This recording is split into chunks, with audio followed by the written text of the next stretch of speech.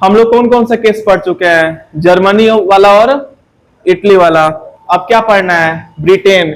Britain का case जो है स्ट्रेंस था, थोड़ा सा अलग था।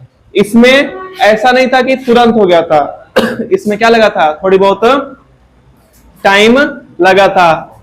यहां देखिए सभी कोई, ब्रिटेन का केस समझने के लिए आपको मैप देखना पड़ेगा ब्रिटेन का। जैसे ये पूरा ब्रिटेन है, ऐसा नहीं कि एक ही देश था, इसमें अलग अलग देश थे। ऊपर वाला एरिया को स्कॉटलैंड बोलते थे, नीचे वाला एरिया आपका इंग्लैंड था, इसको वेल्स बोलते हैं, और इसको क्या बोलते थे? आयरलैंड। क्या बोलते थे? आयरलैंड। इनकी भाषा भी अलग थी।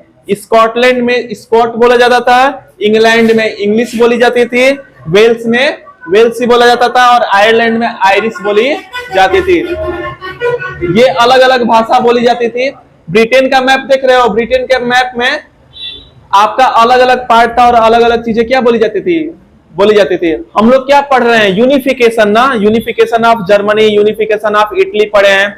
मतलब पूरा एकजुट करने का काम आपका जर्मनी में आपका बिस्मार्क किए थे। इटली में हम लोग पढ़े तो गरिबाल्डी का काम था, फिर कैवियोर भी थे उसमें। अब यहाँ पे क्या हुआ कि देखो, सबसे पहले इनका ये काम है कि इसको क्या करें? इसको एकजुट करें। सबसे पहले क्या किए? ये छोटा सा वेल्स था, इंग्लैंड ने 1565 में इंग्लैंड ने 1565 में वेल्स को क्या कर लिया? अपने अंदर कर लिया। छोटे वाले पार्ट को इंग्लैंड ने क्या कर लिया? अपने अंदर कर लिया।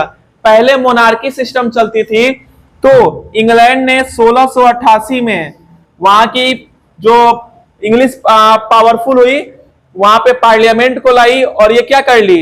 ये मोनार्की को खत्म कर ली। यहां पे पार्लियामेंट है,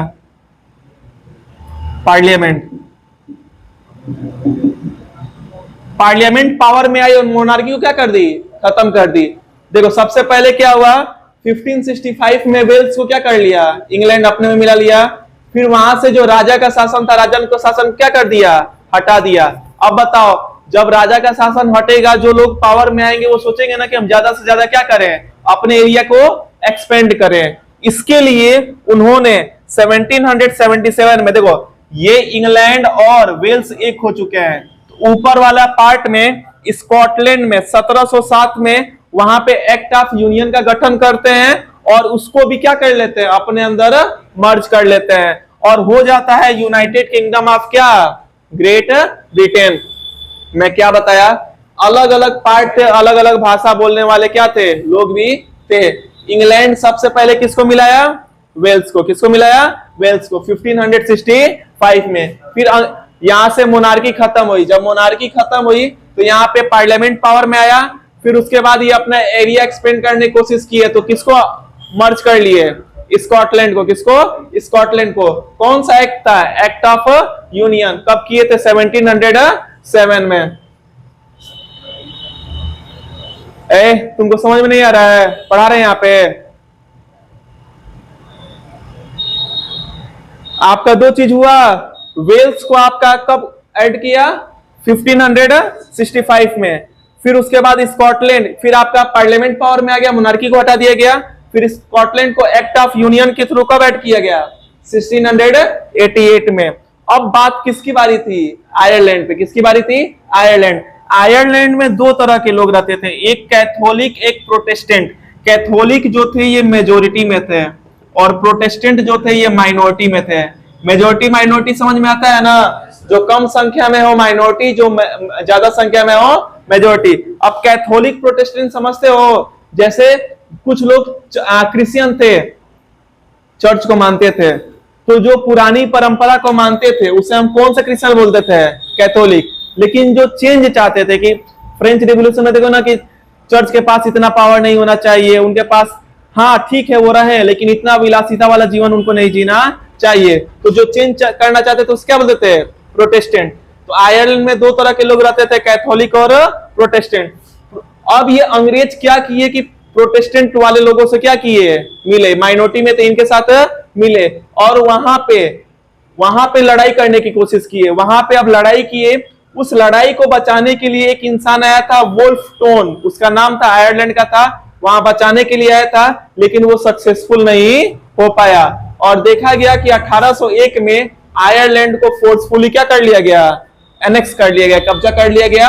और जब ये कब्जा हुआ उसके बाद पूरे एरिया को ब्रिटिश फ्लैग से क्या कर दिया गया, हर जगह ब्रिटिश फ्लैग लगाया गया, हर जगह का एक ही नेशनल एंथम रहा, और सभी जगह का भाषा क्या कर दी गई, इंग्लिश। पहले अलग अलग भाषा थी ना, स्कॉट थी, आयरिश थी, और उसके बाद क्या कर दी गई, अब इंग्लिश कर दी गई।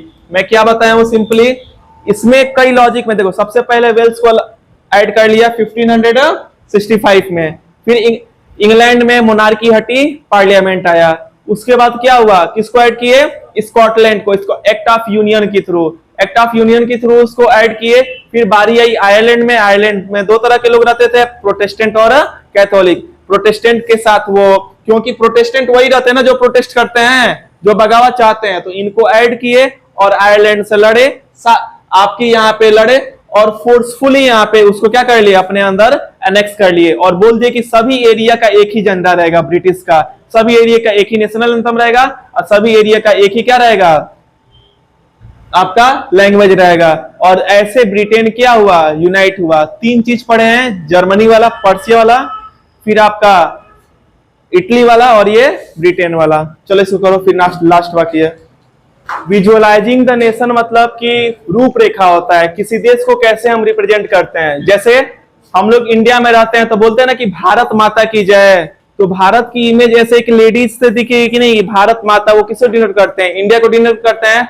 ऐसे भारत माता कोई लेडी है नहीं, लेकिन हम रिप्रेजेंट करते हैं किससे, भारत माता से। ऐसे ही देखा गया था कि फीमेल फिगर को आगे किया गया उस देश को रिप्रेजेंट करने के लिए। जैसे भारत में किससे डिनोट किया जाता है, भारत माता से।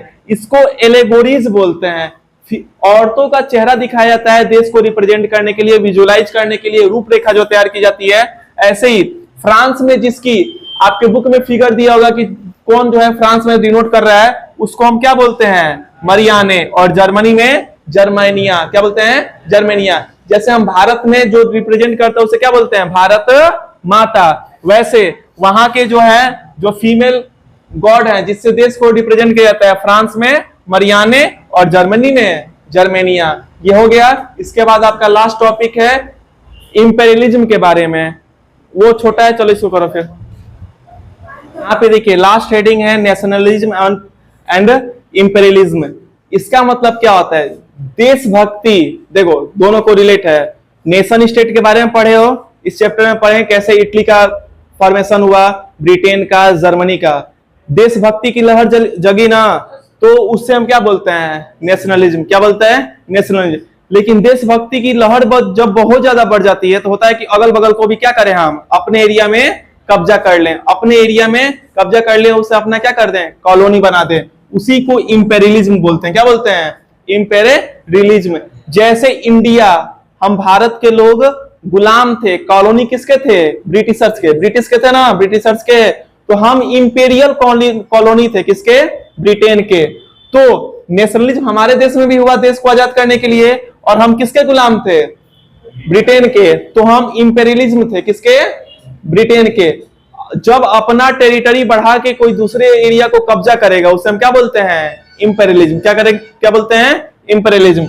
अब देखो ये देखा गया कि 19th सेंचुरी के अंत तक, मतलब लगभग का 1880-90 के आसपास, बाल्कन रीजन में जब मैप देखोगे ना, तो मैप में यूगोस्लाविया एक है, प्लेटू, वहां पे बाल्कन रीजन है। ये पहले ओटोमन अंपायर में पड़ता था। ओटोमन अंपायर पड़ता है ना, मुस्लिमों की डायनेस्टी थी, आपकी 3 कंटिनेंट में फैली हुई थी, एशिया, यूरोप और अफ्रीका में।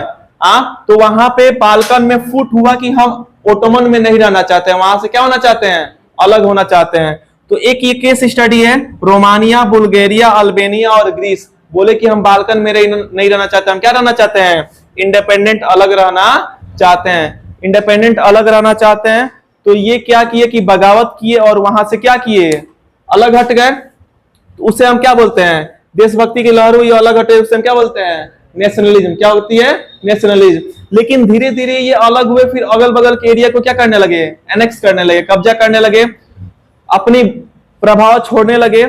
फिर उसके बाद इसमें लड़ाई में अपने में लड़ने लगते हैं कि हमारे पास ज्यादा टेरिटरी होना चाहिए। फिर इसमें इस लड़ाई में जर्मनी, ब्रिटेन, फ्रांस, रसिया सब कूदते हैं और उसके बाद क्या चालू हो जाता है? वर्ल्ड वॉर 1 चालू हो जाता है। पढ़े हो ना कि आपका ये बाल्कन स्टेट में ही आपका वर्ल्ड वॉर 1 क्या होता है? चालू होता है। सबसे पहले इनके अंदर नेशन स्टेट की लहर जगती है कि हमें आजाद होना है। तो उस चीज को हम क्या बोलेंगे? नेशनलिज्म। जब ये आजाद हो जाएंगे तो शांत नहीं बैठेंगे, वो क्या करेंगे? और एरिया को क्या करेंगे? एक्वायर करने की कोशिश करेंगे। अगल बगल वाला देश वाला भी, फ्रांस है, ब्रिटेन है, जर्मनी है, आपका रसिया, वो भी चाहेगा कि इनको हम क्या करें? अपने अंदर मिला ले, अपने प्रभाव में रखें। और उसके वजह से आपका वर्ल्ड वॉर क्या होता है? 1 चालू हो जाता है। तो नेशनलिज्म अच्छी चीज है, लेकिन आपका इंपीरियलिज्म क्या है? गलत चीज है। आप देशभक्ति को लहर जगाओ, लेकिन बहुत ज्यादा लहर जगाओगे तो आपका क्या होगा? दूसरे के एरिया एनेक्स करने की कोशिश करोगे। वो चीज क्या है? गलत है। चैप्टर आपका फिनिश।